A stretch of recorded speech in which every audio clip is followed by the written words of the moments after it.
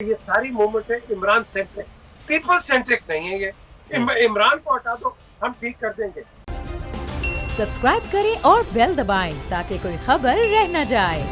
परवेज इलाही साहब क्या सर वजीर आला बन रहे हैं, और साथ ही साथ क्या मामलात सिर्फ 5 सीटों पर वो तय होते हुए नून लीग उनको पंजाब हवाले करने जा रही है? ये मुदस्सिर, ये बड़ा कॉम्प्लेक्स सवाल है क्योंकि हमने चारों की पॉलिटिकल जर्नी जो इनके आप कह लो जो कारवान है सब ने देखा हुआ। अब बात आती है यहाँ ट्रस्ट डेफिसिट। ट्रस्ट डेफिसिट जो है वो बहुत बड़ा है।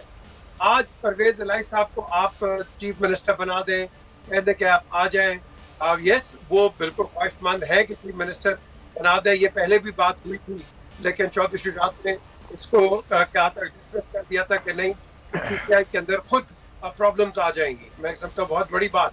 लेकिन यहाँ सवाल उठता है कि आप 1.5 साल के वक्त के अंदर कोई भी किसी एंटाइसमेंट या लालच में जाएगा, वो 2 साल के बाद उसका मेरी नजर में एक पॉलिटिकल जो करियर है वो बिल्कुल फेंस पे आ जाएगा। अगर अलायंस बननी होती मुदस्सिर तो ये इलेक्शन से पहले बन जाती। ये तो अलायंस उस वक्त बड़ी कोशिश हुई, क्योंकि ये लाइक माइंडेड नहीं है ना। पीपल्स पार्टी लाइक माइंडेड है, काफ के साथ आके चली हुई है ये ना। PMLN लाइक माइंडेड है, PMLQ के साथ वो भी चली हुई है, वो भी पॉलिटिकल हिस्ट्री में पता है। तो ये मैं समझता हूँ जो इत्तेहादी है, MKM हो गए, आप दूसरों को उठा लें, इनको यहाँ यूज करके आप ले आएंगे और उसके बाद ये डिस्कार्ड हो जाएंगे। फिर इनकी वो बार्गेनिंग चिप नहीं है, बार्गेनिंग चिप अब है। लेकिन 7 बंदे मेरे पास, मेरे अभी घर पे उनके कॉपी पर भी एफिडेविट पड़ी हुई है कि जी हम इंडिपेंडेंट लड़ेंगे और काफ के साथ आगे आ जाएंगे। चौधरी शुजात से पूछ ले, परवेज इलाही से पूछ ले, साइंड एफिडेविट, और उसके बाद बंदे मुकर गए। तो इसमें ट्रस्ट डेफिसिट की बात नहीं है। यहाँ बात आती है कन्वीनियंस की, क्योंकि ये सारी मूवमेंट है इमरान सेंट्रिक, पीपल सेंट्रिक नहीं है ये। इमरान को हटा दो, हम ठीक कर देंगे। भाई आप सब शोर मचाते हो, लूली लंगड़ी जमहूरियत डिक्टेटरशिप से अच्छी है तो इसको चलने दो। 1.5 साल में क्या हो जाएगा यार, क्या क्या तबाही आ जाएगी। और अगर आप चेंज में लाते हैं तो 1.5 साल के अंदर क्या आप कीमतें रिवर्ट कर देंगे सारी? जो इस तरह नहीं होगा।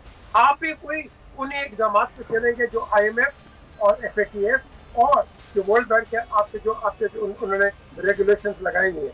तो बेसिकली मैं समझता हूँ कि थोड़ा सा सब्र दिखाओ, दोनों मिल के बैठ के बात करो। खुदा के लिए जमहूरियत की जब बात करते हो तो जमहूरियत को चलने दो। गलतियां हैं, कौन नहीं मानता।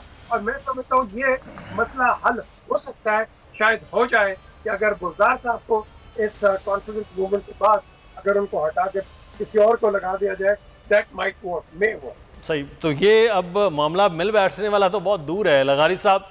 इस वक्त चीज़ें शायद बहुत आगे चली गई हैं।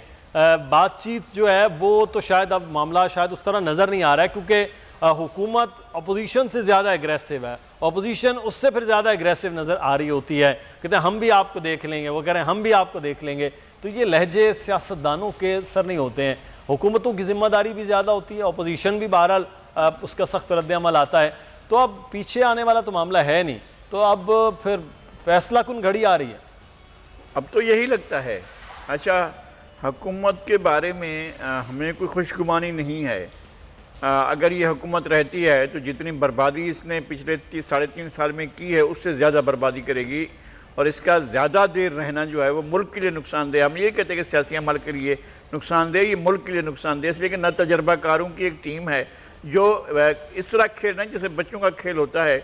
और मैं कई लोगों की तज्ज़िये और तबसरे सुनकर बहुत हैरान होता हूँ, और ख़ास तौर पर वज़ीरों के जुमले सुनकर हैरान होता हूँ।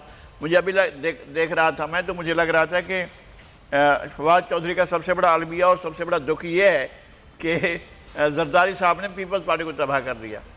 यानी उन्हें अपनी जो बिल्कुल सामने नज़र आ रही है, अपनी शिकस्त से ज़्यादा उन्हें जरदारी साहब की तरफ से पीपल्स पार्टी की तबाही का बड़ा दुख और मलाल है।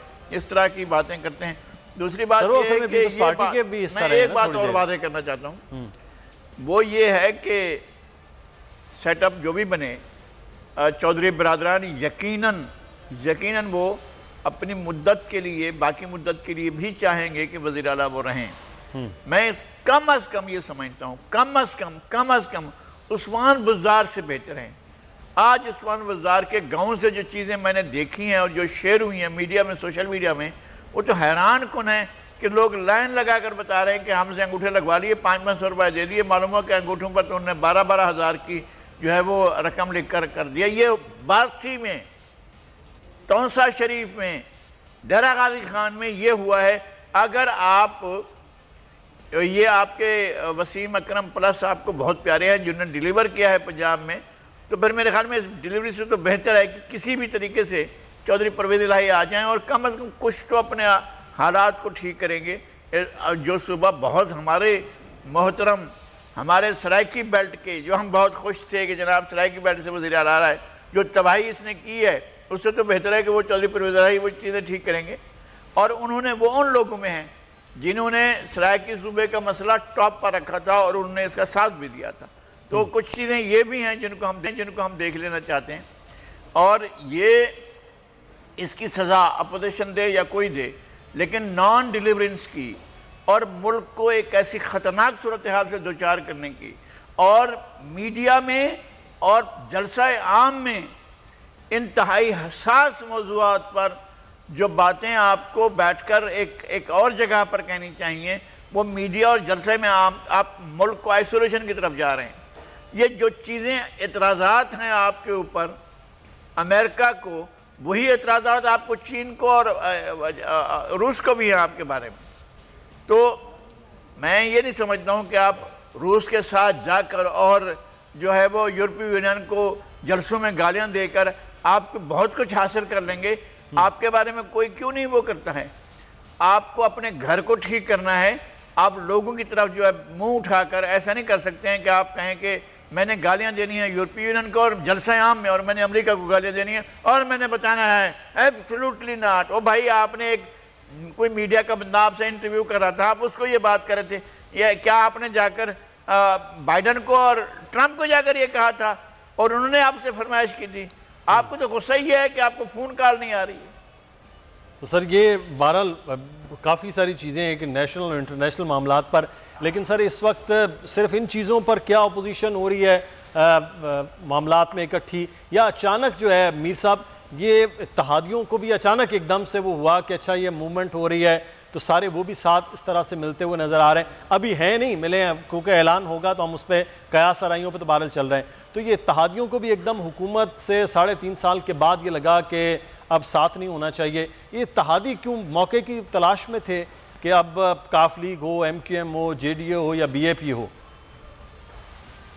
मुदस्सिर, ये जो अभी नगारी साहब ने एक बड़ी मैं समझता हूँ गहरी बात की है। अमेरिकन प्रेसिडेंट आपको नहीं मिल रहा, ये सबको पता है, लेकिन साथ हम देख रहे हैं कि उनका एम्बेसडर जिसका कोई ताल्लुक नहीं है हमारी जुडिशरी के साथ, जिसका कोई ताल्लुक नहीं है उनका आर्म फोर्सेस की चीफ के साथ और पॉलिटिकल लीडर्स के साथ, ये क्या कर रहा है? ये मुझे बताएं, ये क्या कर रहा है? क्या ये कोई मुहिम चला रहे हैं? ये फीलर ले रहे हैं कि इस गवर्नमेंट को हटाएं? ये जो इंटरफेरेंस, साइलेंट इंटरफेरेंस आ रही है, ये पाकिस्तान की किसी गवर्नमेंट के लिए ये हो, आगे PPP हो या PMLN, ये एक डेंजरस एक मेरी नज़र में एक सिनेरियो क्रिएट होगा। बात आती है कि ये इस वक्त अपोजिशन को भी पता क्या है, गवर्नमेंट को भी पता क्या है, बैतबाजी हो रही है, एक दूसरे के मुताबिक कसे जा रहे हैं, लेकिन ट्रायल पे इस वक्त एक ही है बंदा और वो है आपकी एस्टैब्लिशमेंट। ट्रायल पे वो है क्योंकि उन्होंने देखना है कि इसके अंदर वेट कहाँ है। अब वो वेट आप जलसों में देख लें या वेट पार्लियामेंट में देख लें या वेट देख लें कि कहाँ स्वे हो जाएगा या हो सकता है, लेकिन ये सिचुएशन खराब है। लेकिन मैं अभी भी कहूँगा कि देखो, बातचीत करो, अपने मुल्क को बचाओ, छोड़ दो ये जो पॉलिटिकल ये जो प्रॉब्लम है। महंगाई है, महंगाई के लिए अपोजिशन को भी यार इंडक्ट करो कि हम रिलीफ कैसे दें लोगों को। लोगों की तो बात हो नहीं रही है रिलीफ की कहीं भी। ये तो हो रहा है गवर्नमेंट कह रही है हम ये कर देंगे, वो कह रहे हैं हम ये कर देंगे। This is not the answer. ये तो आपका पॉलिटिकल इंफ्रास्ट्रक्चर के अंदर एक क्रैक आया हुआ है। इस क्रैक को टेम्पररी आप रिमूव कर दो, टेम्परेरी ठीक कर दो कि कुछ रिलीफ आवाम को मिले। बिल्कुल सही। अच्छा, इफ्तिखार अहमद साहब हमारे साथ मौजूद हैं जी, सीनियर सलाहकार। इफ्तिखार साहब बहुत शुक्रिया सर, आपने वक्त दिया। इस वक्त सर सारी जो बात है वो हुकूमत के जाने और ना जाने पे और बात नंबर गेम पर है, लेकिन सर लाहौर में चौधरी बरादरान हो या जहांगीर तरीन ग्रुप्स जो हैं वो खासे मुतारिक, और कराची में मुत्तहिदा कौमी मूवमेंट के मामलात पाकिस्तान पीपल्स पार्टी के, तो ये जो इत्तेहादी हैं या फिर हुकूमत के अपने यानी कि पाकिस्तान तहरीक इंसाफ के जो मेंबरान हैं, आपको लग रहा है कि फ़ैसले कर चुके हैं और सिर्फ अब वक्त का इंतज़ार है, या भी फैसला करने में इन्हें भी मुश्किलात पेश आ रही हैं कि जाना किधर? मुझे तो नहीं समझ आ रही किसी को क्यों मुश्किल पेश आ रही है। जब वोट ऑफ नो कॉन्फिडेंस पेश की अपोजिशन ने, तो उन्हें इस बात का इदराक होना चाहिए था कि क्या उनके पास 172 मेंबर्स होंगे या नहीं होंगे, पहली बात जी। और दूसरी बात यह है कि जो कुछ अपोजिशन कर रही है हुकूमत, कुल 10 लाख के करीब लोगों को इकट्ठा करना चाह रही है, और इसका मतलब है कि उनके पास सरवाइव करने के इम्कान तो उनको कम नजर आ रहे हैं, और वो अब कॉन्स्टिट्यूशनलिज्म को छोड़कर एक ऐसा रास्ता अख्तियार करना चाहती है जो मुनासिब नहीं है। देखें, इससे पहले भी पाकिस्तान में एक दफ़ा वोट ऑफ नो कॉन्फिडेंस हुआ बेनज़ीर भुट्टो की गवर्नमेंट के खिलाफ जी। उसके पार्लियामेंट के 237 अरकान थे, उसमें से मुझे याद है 5 लोग एब्सेंट रहे थे, और वो वोट ऑफ नो कॉन्फिडेंस में ये तो नहीं हुआ था कि बेनज़ीर ने अपने वर्कर्स को कह दिया हो क्या हो घेराव कर लो बाहर, या गुलाम मुस्तफ़ा जतोई और नवाज शरीफ ने कहा हो अपने वर्कर्स को बाहर आ जाओ, जो वोट डालने जाएगा देख लेंगे, ऐसा तो नहीं हुआ। अभी अगर तो आप कॉन्स्टिट्यूशन में यकीन रखते हैं, अगर आप डेमोक्रेसी में यकीन रखते हैं, तो वोट ऑफ नो कॉन्फिडेंस एक कॉन्स्टिट्यूशनल रास्ता है, उसके रास्ते को रुकावट डाल रहे हैं। और आज जो शुजात साहब ने जिस तरीके से बात की है वो बड़ी गौरतलब है। और फिर याद रखें किस किस्म के दंगे फसाद में वही मरते हैं उनकी डेड बॉडीज घरों में जाती हैं। ये इन लोगों इनमें से तो कोई नहीं मरेगा। बड़ा अफसोसनाक सूरत हाल है। एक चीजें हो चुकी है हमारे यहाँ, तो हो ना कि अनहोनी हो रही हो, कभी कहीं वोट ऑफ नो कॉन्फिडेंस हो। दुनिया में जिसकी बड़ी मिसालें देते हैं कि मैं जानता हूँ उसको भी, मैं इंग्लैंड को भी जानता हूँ, मैं अमेरिका को भी जानता हूँ, मैं सबको जानता हूँ, उन यूरोपियन ममालिक में वोट ऑफ नो कॉन्फिडेंस आता है और हो जाता है आराम से, कि पता भी नहीं लगता, उसकी खबर ही बनती है अखबार की या टीवी की। ये तो पता नहीं कि इन्होंने जिंदगी बना दी है। जब इनको यकीन है कि इनके खिलाफ 172 वोट नहीं है अपोजिशन के पास, तो फिर ये सारे जो बातें की जा रही हैं, जो कोशिशें की जा रही हैं, इनका मकसद क्या है? तो सर ये जो हीट है इफ्तिखार साहब, जो हीट बनी हुई है, तो क्या इन्होंने शुजात साहब ने तो आज एक बयान दे दिया, लेकिन इस हीट को कम करने की कोई कोशिश आपको नज़र आ रही है कोई किसी इदारे की जानिब से, कुछ सियासतदानों की जानिब से, लोगों का खुल के? ये जो हमारे मुल्क में बुरी आदत पड़ गई ना इदारों की जानिब देखने की, इसने इस मुल्क को इस हद तक पहुंचा दी है। हर वक्त हम अदारों की तरफ देखते हैं, जो अदारा पार्लियामेंट का है हम उसको नहीं देखते। सर पार्लियामेंटेरियन इतने गर्म होके एक दूसरे को बयानात दे रहे हैं। वजीर आजम साहब, दूसरा मौलाना फजलुर रहमान साहब फरमा रहे थे कि हम भी देख लेंगे अगर यहाँ हुआ तो। यार सर जी नहीं, ऑब्वियसली अब देखो दोस्त, अगर आप मुझे धमकी दोगे तो क्या मुझसे तवक्को नहीं करोगे कि मैं आपको उसका जवाब को दूंगा? को मैं भी तो पाकिस्तान में रहता हूँ, मैं बरतानिया से तरबियत याफ्ता या लिखा आदमी तो नहीं आया ना।